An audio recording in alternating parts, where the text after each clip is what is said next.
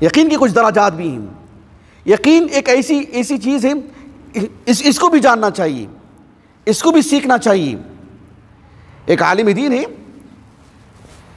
جن کا نام خالد بن معدان الشامی، حمص میں رہا کرتے تھے. 103 ہجری سنہ وفات ہے، اوساط تابعین میں سے ہیں. جلیل القدر عالم دین، بہت ہی مؤثر شخصیت. خالد بن معدان رحمہ اللہ کہتے ہیں تعلموا الیقین کما تعلموا القرآن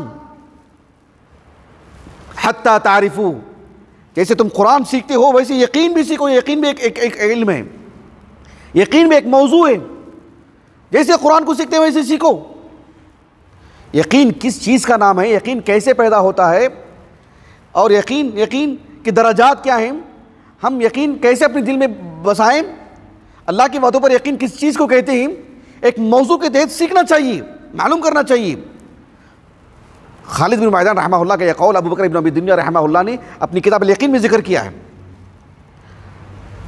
قرآن مجید میں یقین کے 3 درجات بتائے ہیں. 2 تو سورۃ التکاثر میں اللہ تعالیٰ نے کہا کلا لو تعلمون علم الیقین. اللہ سبحانہ و تعالیٰ نے ایک تو یقین کا ایک درجہ یہ بتایا کہ جسے انسان اپنے علم سے حاصل کرتا ہے.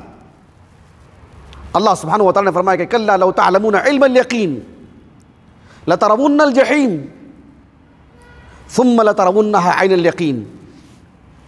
ایک ہوتا ہے جب ہم دنیا میں ہیں اور دنیا میں رہتے ہوئے اللہ سبحانہ و تعالیٰ کے ہم باتوں کو پڑھ رہے ہیں، اللہ کے رسول کے احادیث کو پڑھ رہے ہیں کہ جنت ہے، جہنم ہے، اللہ تعالیٰ اہل ایمان کے ساتھ ایسا معاملہ کریں گے، اہل جہنم کفار کے ساتھ ایسا معاملہ کریں گے. یہ سب ہماری معلومات ہیں، یہ سب ہمارے علم میں ہیں، یہ علم الیقین ہے.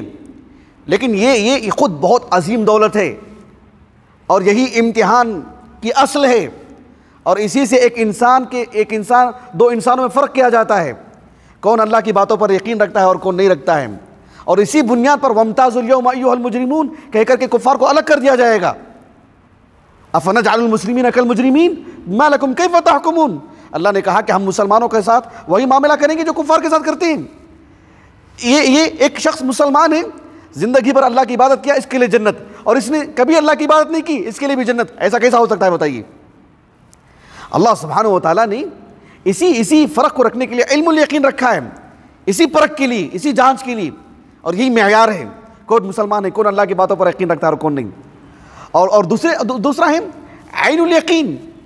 عین الیقین کا مطلب یہ ہوتا ہے کہ جب انسان اپنی آنکھوں سے دیکھ لے گا کل قیامت کے دن، اچھا یہ جنت ہے اور یہ جہنم ہے. سبحان اللہ العظیم. جب حشر کا میدان واقع ہوگا، جب سارے مناظر کو دیکھے گا، وہ ہے عین الیقین. جب دیکھے گا کہ اللہ سبحانہ و تعالیٰ کا عرش کا سایہ ہے اور اس کے سائے میں کئی لوگ کھڑے ہوئے ہیں جس کی وعدے اللہ کے رسول نے کیے تھے، اور وہ دیکھ رہا ہے اپنی آنکھوں سے، حوض کوثر کو دیکھ رہا ہے اپنی آنکھوں سے. میزان، موازین رکھے ہوئے ایک انسان کے لیے 3 میزان. انسان کو کھڑا کیا جا رہا ہے، اس کے اعمال کو رکھا جا رہا ہے، اس کے دفتر رکھے جا رہے ہیں، اپنی آنکھوں سے دیکھ رہے ہیں، اور یہ ہے عین الیقین.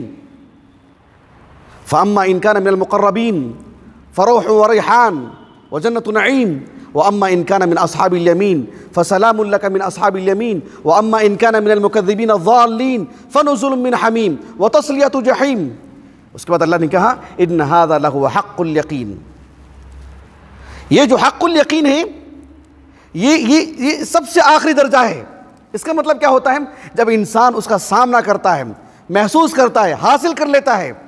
مثال کے طور پر مان لیجیے ہمارا موبائل ہے، ہمارا موبائل گم گیا مثلا، کسی نے کہا کہ آپ کا موبائل وہاں پر رکھا ہوا ہے، تو یہ کیا ہوا؟ علم الیقین. یعنی معلوم ہو گیا ہم کو ایک سچے انسان سے، ایک معتبر انسان سے کہ میری چیز وہاں پر رکھی ہوئی ہے. یہ ہے علم الیقین.